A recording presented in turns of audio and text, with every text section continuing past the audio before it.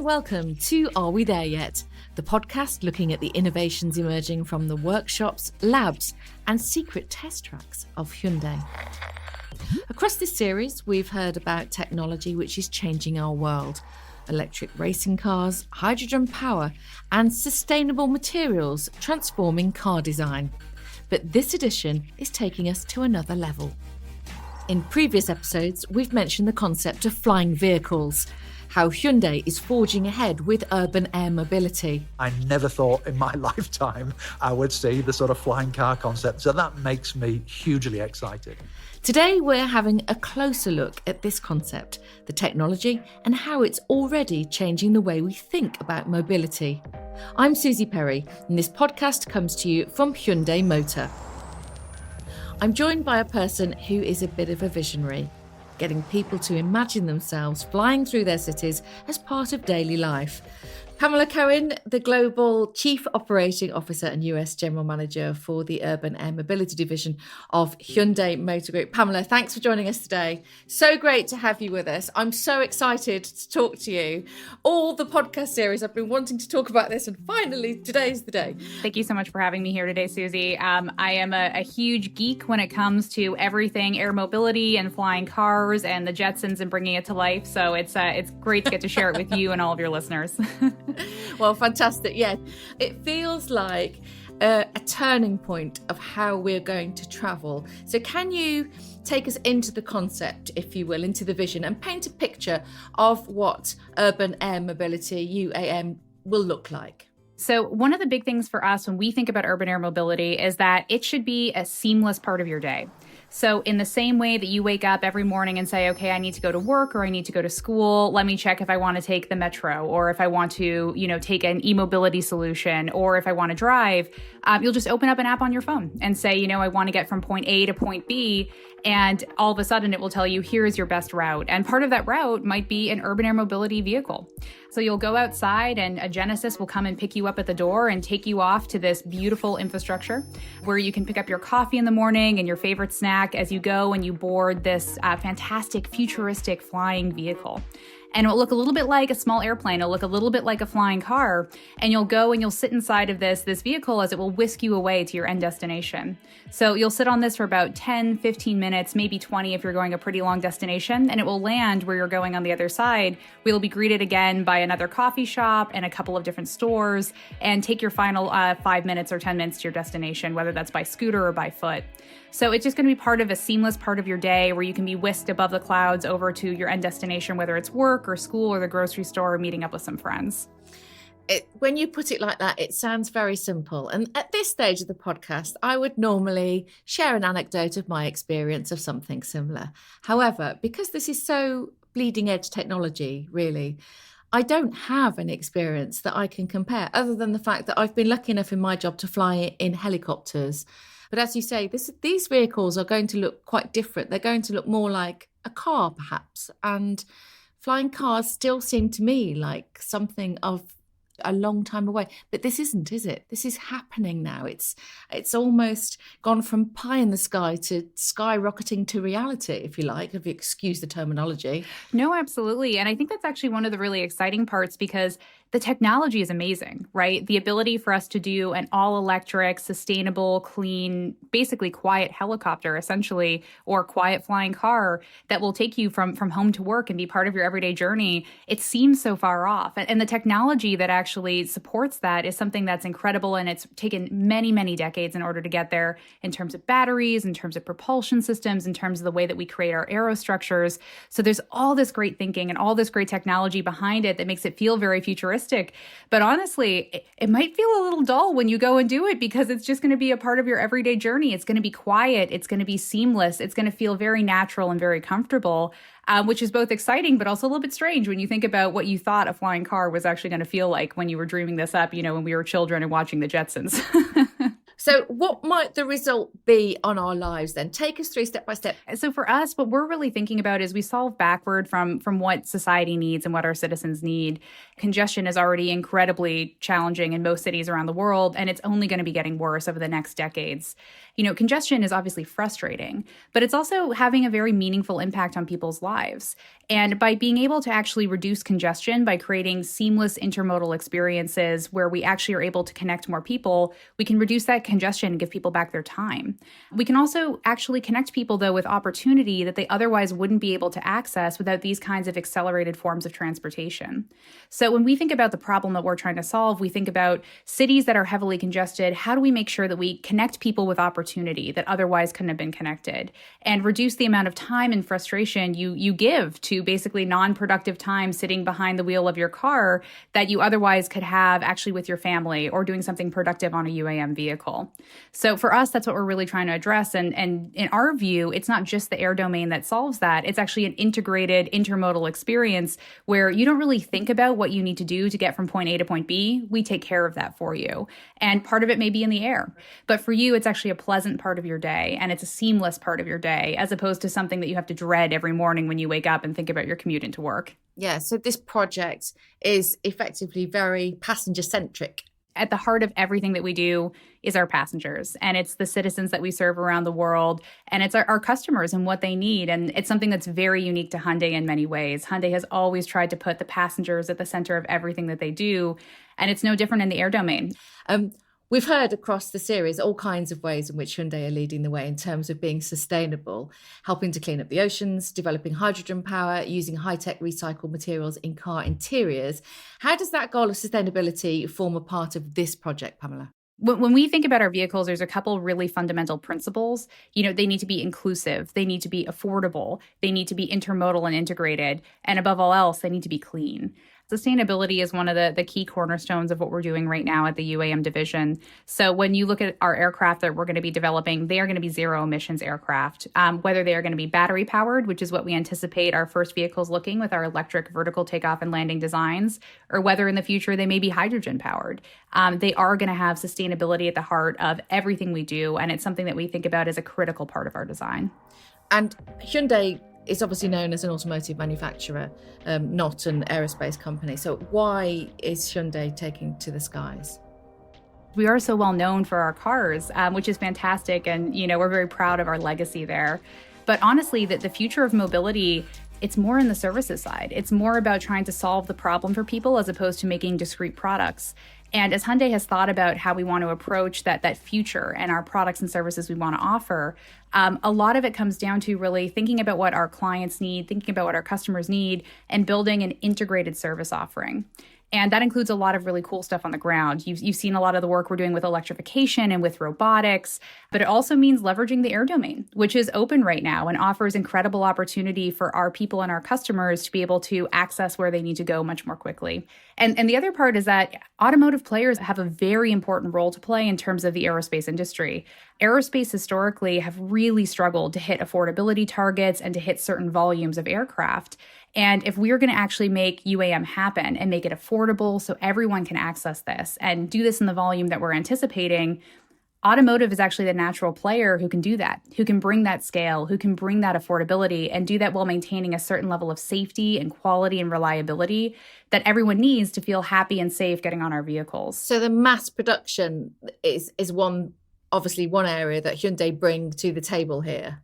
Absolutely. And it's one of our big kind of competitive advantages that we think really helps set us apart inside of that market, being able to do that mass production, which aerospace has traditionally struggled with, and doing that at an affordability point while maintaining safety and quality. That's really the key to making sure that this is an accessible form of transportation going forward. I want to ask you, before we go any further, about where we are in terms of timings. How far away is this? Will we see it roll out quite slowly? How will that work? So our entry into service date is 2028. And so you'll start seeing our vehicles actually hitting the skies in about 7 years or so. And the way that we view the market actually maturing is at the beginning, there will be limited services. We'll start doing certain routes inside of certain cities to kind of demonstrate the technology and get people comfortable with it. So you should be able to access it by the end of this decade. But we see this growing and maturing throughout the 2030s and becoming more and more ubiquitous over time as we build the infrastructure, we continue to make those strong partnerships, and we continue to make this more and more affordable as we go forward. Mid to late 2030s to the 2040s, this should be a daily part of your commute.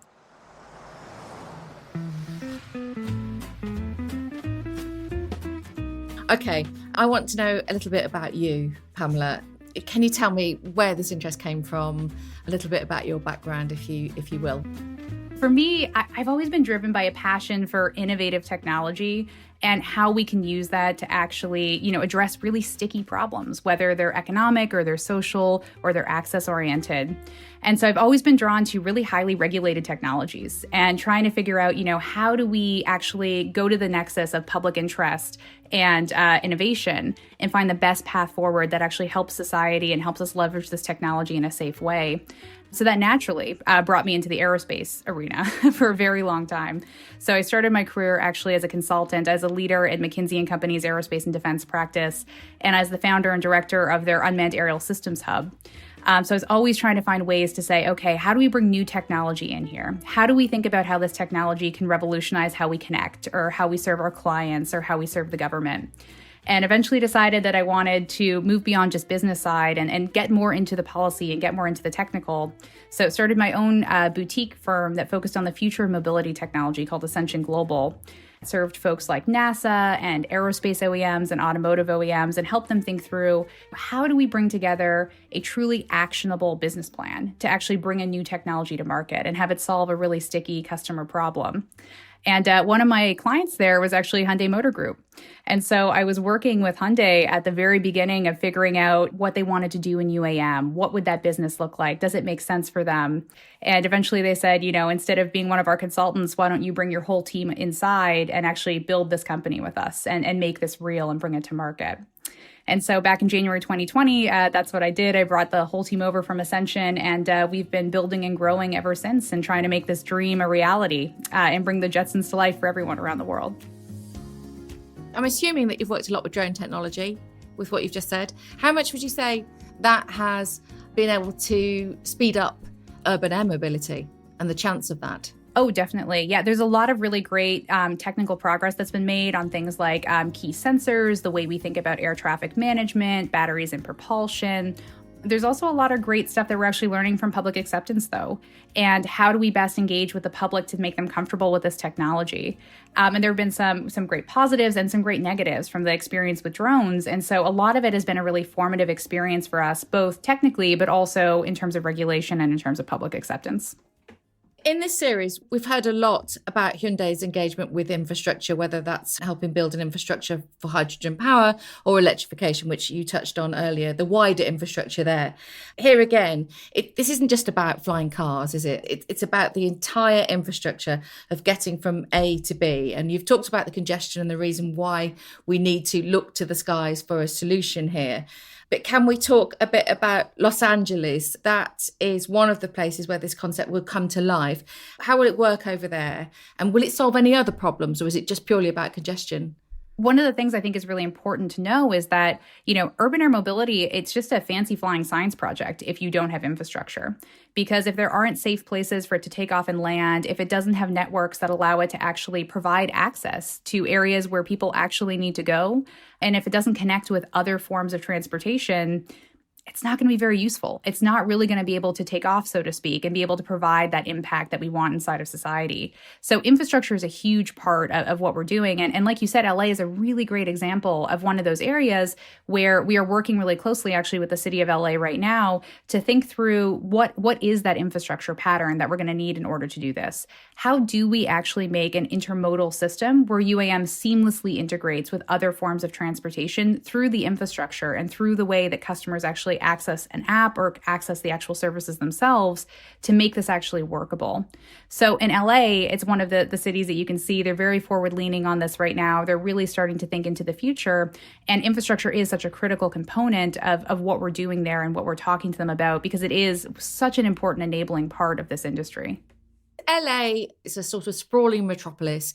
You generally need a vehicle to get around Los Angeles, don't you? There's not sort of a heart to LA. It's all over the place. It's quite a large area and it's quite low level as well. Does that bear any impact on this? And or is it a mind thing? Is it that they are forward thinking and they want to jump in and they want to be kind of, one of the first places to implement this? Definitely the fact that they have so much congestion, they are so sprawled out, and they have had historically so many issues with connectivity between different parts of the city.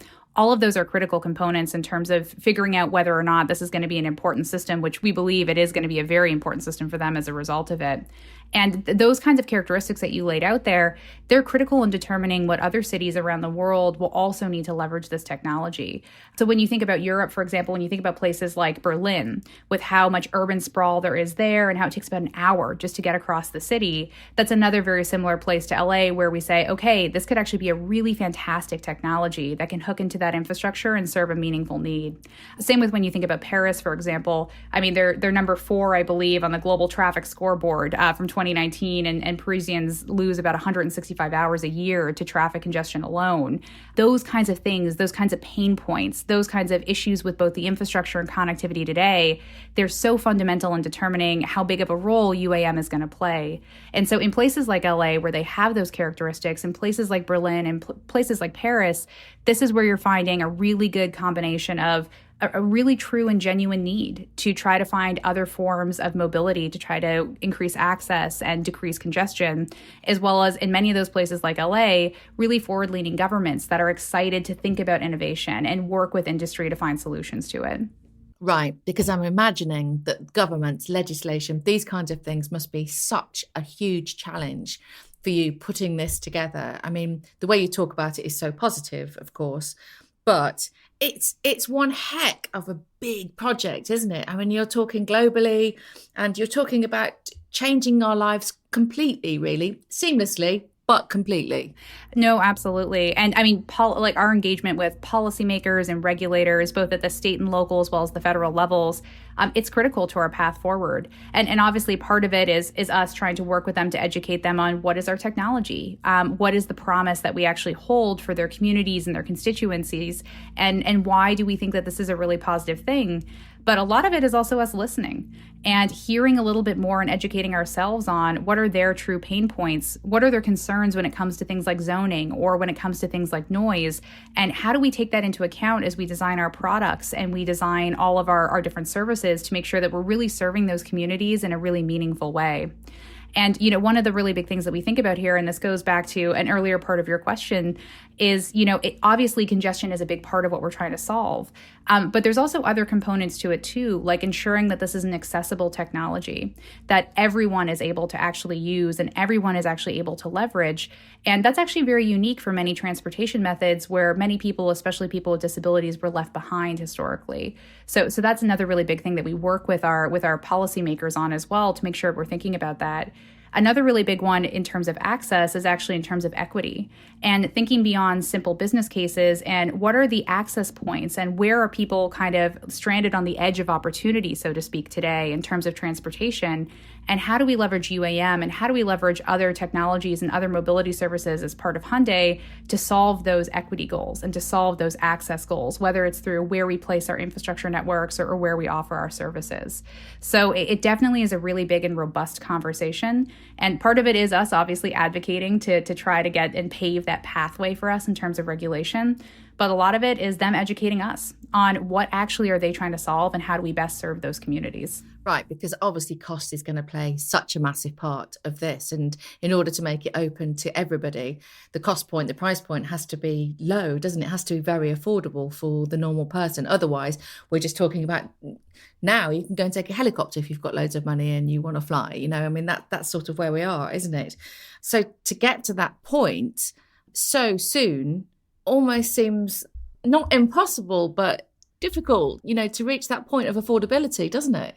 Must be a huge challenge, that. Oh, it is definitely one of the biggest challenges industry faces today. And it's one of the reasons why I think automakers play such an important role here, because The automotive industry is great at taking out cost and leveraging their supply chain and advanced manufacturing technologies in order to drive that affordability and make sure that this is actually accessible to everyone.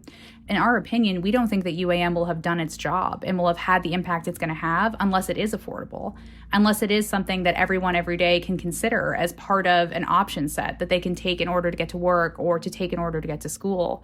So it's one of the things that we spend actually most of our time on right now is making sure that from everything, from the design of the vehicle, we're thinking about cost and designing for manufacturability to ensure that we can keep everything as affordable as possible, to our supply chain, as we work with our supply chain partners, thinking through how do we actually co-invest with the partners we bring on board to drive down those costs over time, to our technology development roadmaps, ensuring that not only are we going to hit peak performance to not only ensure safety and reliability, but top performance, but also drive down affordability along those cost curves to make sure that even the most cutting edge technologies, we have a plan in place to make sure that they're actually going to be affordable and we're able to offer these services to everyone. So affordability to us is one of the cornerstones of everything we do, from vehicle design all the way down to nitty-gritty negotiations in the supply chain. In your opinion, is the globe listening to this? Is this a global solution?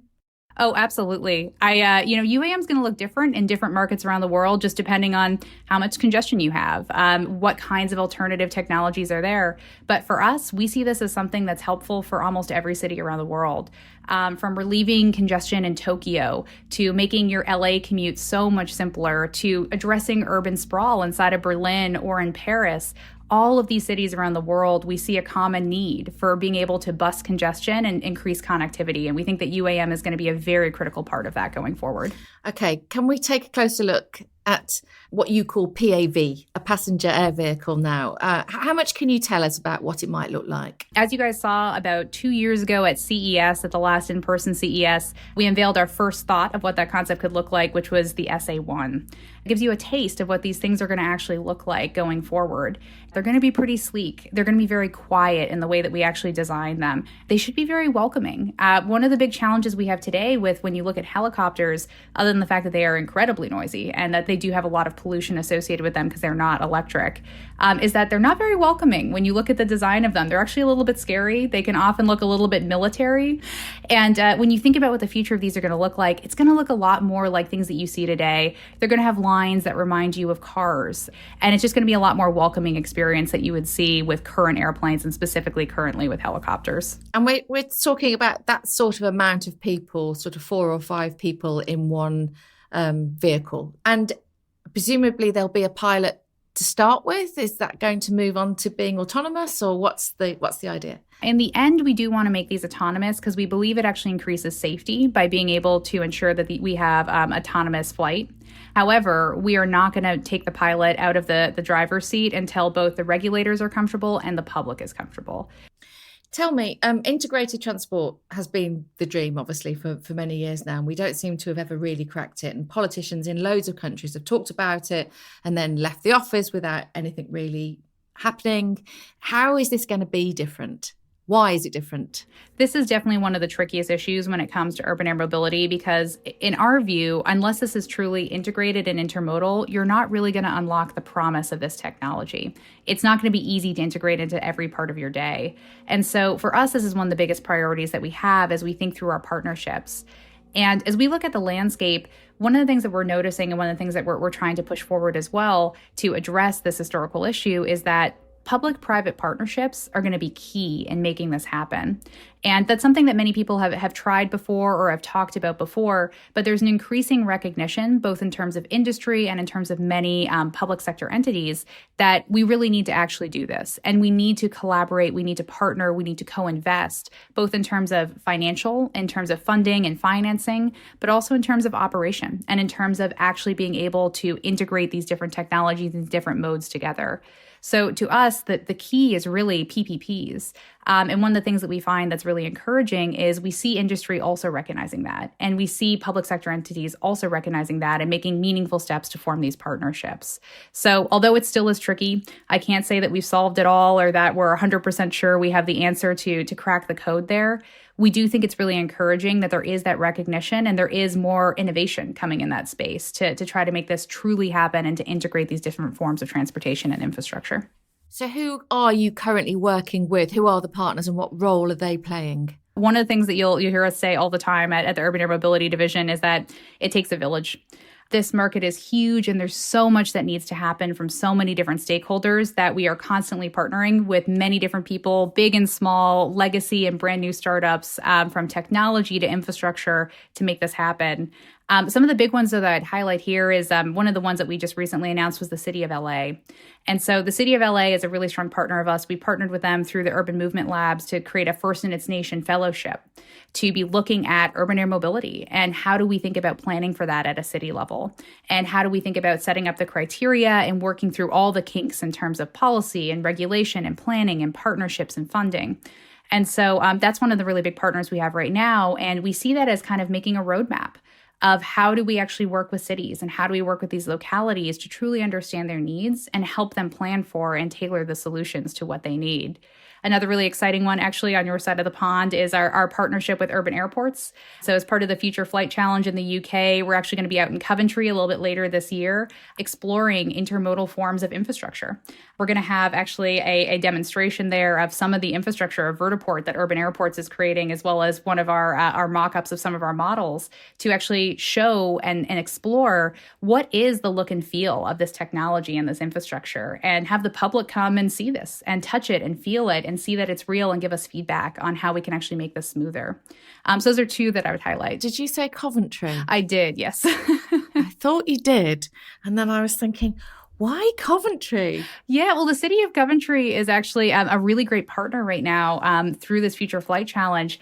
And they're excited about the technology. And they're one of the areas where connectivity to other cities around them and other localities around them could be really critical, both in terms of being able to actually access opportunities there and also bringing more economic development to the area. So Coventry is one of the really great examples of actually a smaller city that could actually benefit from urban air mobility, because I think a lot of us, when we think about urban air mobility, we immediately think of New York City and we think of LA and we think of Tokyo. But actually, it's something that can really help more regional areas be connected to some of the opportunities and some of the access that they would want for some of those larger areas. And how important do you think it is to have these projects and these successful partnerships to convince the public that this is a great thing to do? Because it seems to me as though some of the public will be really excited about it and some will be utterly terrified by the thought of it. Honestly, I think it's one of the most important things that we can do. You know, as a bunch of like tech nerds, we love this technology. We can't wait for this to come to market. We think this is the coolest thing ever. You've heard me say the Jetsons, I think 50 times already in the podcast. You know, we love this. We can't wait for this to come to the market. But as you said, a lot of other people have never even heard of or thought of this technology. And it can be really scary, especially when you think about the level of technology and the level of trust you need to have inside of these vehicles and inside of this infrastructure. So one of the biggest things we actually need to do is work on public acceptance and really engage and get feedback from the public and specifically the communities we're hoping to serve in order to make sure that we're taking that into account and we're hearing them and we're integrating changes in our design or in our services to make sure that it really fits what they want, but also that they feel comfortable actually getting onto our vehicles and having these vehicles fly over their homes and their schools and their communities. So it's one of the most important things I think that we can do. And it's one of the reasons I'm so excited for the Coventry event is to just get real people out there and seeing this and touching our vehicle and working on the infrastructure and telling us, you know, what are the crazy things we're doing that we need to change and what are they excited about and what are they scared about? So we can use that and actually make something really meaningful for them. And in terms of public acceptance, do you think the biggest challenge is the safety? Yeah, I think it's both the safety, but also demonstrating that safety. Because it's one thing for us to be able to say, listen, we've tested this so many times, we've met all of the regulatory requirements, and we feel that it's safe. And it's another thing for an everyday person who isn't used to aviation being part of their everyday life to say, I feel safe stepping on this, and I feel safe having my children go and use this technology. Yeah, and I suppose within that as well, the regulations of how it's managed in the air. We all know about air traffic control and having to wait to land at Heathrow Airport and places like that. So, you know, all that is going to be very complicated as well, isn't it? Absolutely. That is, air traffic management is one of the most challenging technical aspects off the vehicle that we work on today. And it's part of our digital infrastructure. Because as we were talking about earlier, we are definitely going to have autonomy as part of this in the future. And our air traffic management system today is very manual. And so when we think about what that air traffic management system needs to be in the future, not only do we need to deconflict the air traffic so that, UAM vehicles don't interact with manned helicopters and don't interact with manned airplanes through the way that we divide up the airspace and we manage flows of traffic. But we also need to think about in the future, with the amount of volume of traffic we're going to have and hopefully autonomy at some point, how do we create a system, both digital and physical, that allows us to do that safely and reliably? So there's a lot of work going on with that. There's a lot of really great collaboration actually between industry and regulators on designing that system and figuring out how we make sure it's reliable and that it's very redundant and very safe so that we can actually facilitate this type of air travel. And with the time span that you're talking about, with us seeing this by the end of the decade and getting used to it over the next decade and then being very affordable the following decade, how challenging is the ecosystem development as well? Because obviously everything is changing so much now. It's actually funny. So one of the things I always tell our organization is, we actually have a dual mission as an organization.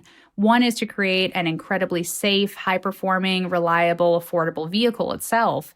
But the second mission, which is actually equally as important, is to develop the ecosystem and open the market for this technology to actually happen. And that ecosystem development part, I think, is very hard because, as you said, on the vehicle side, we kind of control the variables there. We can control the speed at which we progress through different technology curves. We can actually go and drive that internally pretty easily with, obviously, engagement with regulators. But on the ecosystem, there are so many moving pieces and so many different stakeholders that aviation isn't used to interacting with, especially when we think about how we connect this to other modes of mobility. So developing that ecosystem while it moves around us and making sure we have strong partnerships with everyone across the ecosystem, that's a really critical part to make sure that we actually have infrastructure in place and public acceptance waiting to take this and integration with other mobility modes when we come to market. So I fully agree that ecosystem development part, it's not only an equal mission of our dual mission inside of the organization, but to me, it's actually one of the more challenging parts of making sure we keep up with this and we evolve with the ecosystem as it moves forward. It's so exciting talking about this and the fact that it is going to be a reality so soon. And when you look back at the automotive industry, how they've changed from just making cars to effectively making spaces that you can work in, live in, get from A to B. It's not just about driving a car anymore. Your car is so much more than a car. And now here we go, a step forward where we're going to be climbing into a car, taking off vertically and going across our city in minutes rather than hours. It still seems to me to be mind-blowing, even having heard everything you said today, but exciting actually as well. And I can see the smile on your face, which obviously anybody listening can't, but they can probably hear it through the way that you speak. Your passion is very strong for this, but the fact that it's actually going to happen is incredible. And honestly, it's something that I have to kind of like pinch myself on some days when I wake up in the morning. I wake up and I go, well, I used to go to the office, but now I move into the other room in my home, which is the office. I have to remember like, I get to make this happen. I get to make the Jetsons real today. And it's incredibly exciting. I say sometimes it's going to feel dull once you get used to it, which I think is true. But, it's very inspiring. And one of the things that I think it's really fun actually working at Hyundai UAM right now is that inspiration and that innovation and that spirit of we're actually going to make this happen. It's in all of our people here. And so every day when we have meetings and even when we face challenges, whether they're on the technical side or they're on the business side, there's this spirit that runs through all of the people here of like, this is truly revolutionary and we're actually going to bring this to life. And it keeps us going and it drives us because it truly is exciting. It's almost mind blowing, like you say, when you actually think about what we're able to deliver to society and so soon. So I agree. I mean, I'm super excited about it. I'm very passionate about it. And I think any person that you meet inside of our division here, you'll find that same passion and that same kind of love that drives them forward of, we're going to make this real. We're actually going to make this real. This podcast is called Are We There Yet? And in the context of urban air mobility, obviously, it's fair to say that we are a little way off, even though you're obviously trying to put everything in place. But what are some of the milestones that we should be on the lookout for, would you say? Yeah, there's lots of really exciting milestones. I think off the vehicle, you're going to see a lot of great milestones in terms of partnerships coming out. There are going to be more and more opportunities for you to come and actually see the vehicle and touch it and experience it. Use virtual reality and augmented reality to experience what a flight is going to be like before you actually go on one of our vehicles, and see those partnerships coming into place. On the vehicle side, you should be on the lookout for us having prototypes in the near future that you'll actually be able to see our technology, where we will demonstrate what we can actually do with this technology as we start to go through the certification process. The other key milestones are also going through certification and getting the regulatory bodies to okay this and feel comfortable with the safety and reliability. And then, of course, our most important milestone is 2028, where we enter the market and allow you to actually take first flight in one of our UAM vehicles and take to the sky for real.